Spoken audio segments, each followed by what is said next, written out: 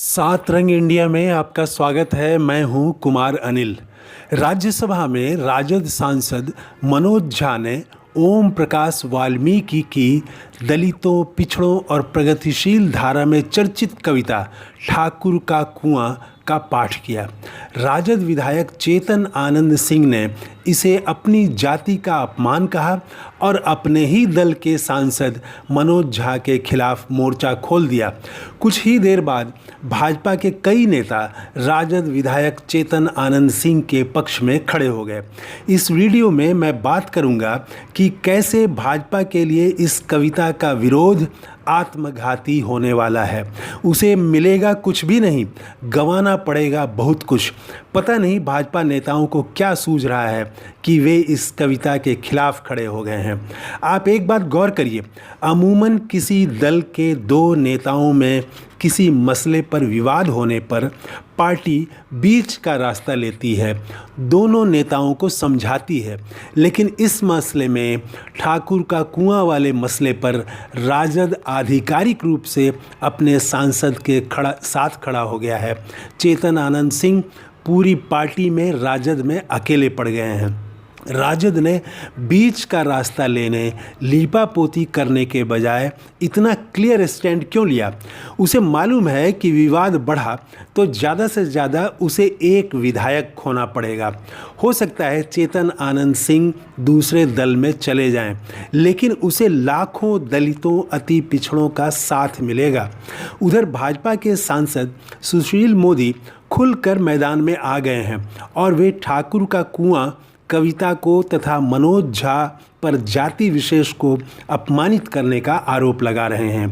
भाजपा सांसद ने क्या कहा और भाजपा कैसे इस कुएं में बुरी तरह फंस सकती है, इसकी चर्चा से पहले आइए वह कविता क्या है उसे सुन लीजिए। ओम प्रकाश वाल्मीकि की कविता जिसे सांसद मनोज झा ने राज्यसभा में पढ़ी वह इस प्रकार है। चूल्हा मिट्टी का, मिट्टी तालाब की, तालाब ठाकुर का, भूख रोटी की, रोटी बाजरे की, बाजरा खेत का, खेत ठाकुर का, बैल ठाकुर का, हल ठाकुर का, हल की मूठ पर हथेली अपनी, फसल ठाकुर की, कुआं ठाकुर का, पानी ठाकुर का, खेत खलिहान ठाकुर के, फिर अपना क्या, गांव, शहर, देश। ये है ओम प्रकाश वाल्मीकि की कविता। मनोज झा ने संसद में कविता का पाठ करते हुए 2 बार कहा कि वह किसी जाति पर यह कविता नहीं है। उन्होंने कहा, साफ कहा, जोर देकर कहा कि वो ठाकुर मैं हूँ। वो ठाकुर संसद में, विश्वविद्यालयों में, कानून में बैठा है। अपने अंदर के ठाकुर को मारना होगा।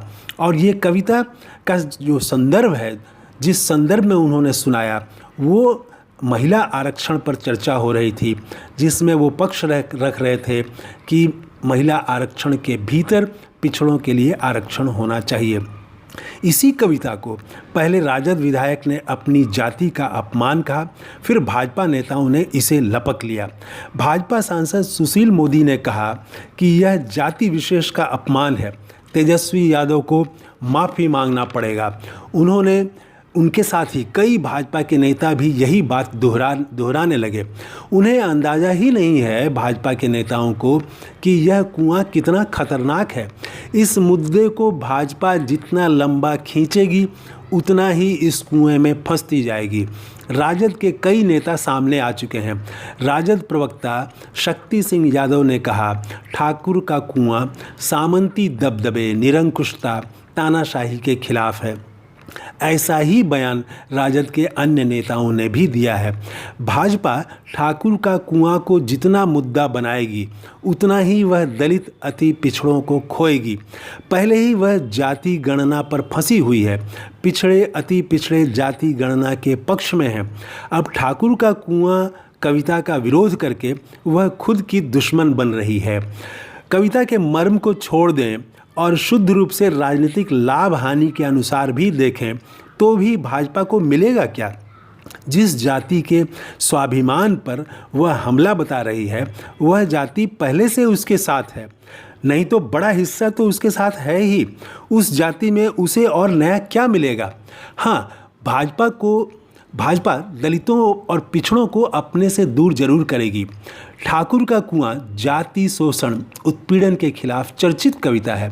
इस कविता का विरोध करके वह खुद को ऐसी जगह खड़ा कर लेगी जहां उसे सिर्फ नुकसान ही होगा। हालांकि सोशल मीडिया पर कई लोग ऐसे हैं जो भाजपा सांसद सुशील मोदी के बयान के पक्ष में टिप्पणी कर रहे हैं, लेकिन ये वही लोग हैं जो अति पिछड़े और पिछड़े के बीच उस तरह से उनकी पकड़ नहीं है और वो पहले से भाजपा के साथ हैं। तो ये स्थिति है। देखें, भाजपा भारत और इंडिया विवाद की तरह यहाँ भी इस ठाकुर का कुआं वाले मसले पर भी पीछे हटती है या मनोज झा के खिलाफ ठाकुर का कुआं कविता के खिलाफ आगे बढ़ती है। आगे बढ़ती है तो नुकसान भी उसका तय है। ये है हमारा नया वीडियो। अगर आपने इस चैनल को अभी तक सब्सक्राइब नहीं किया है तो ज़रूर कर लें। जय हिंद। Thank you. धन्यवाद।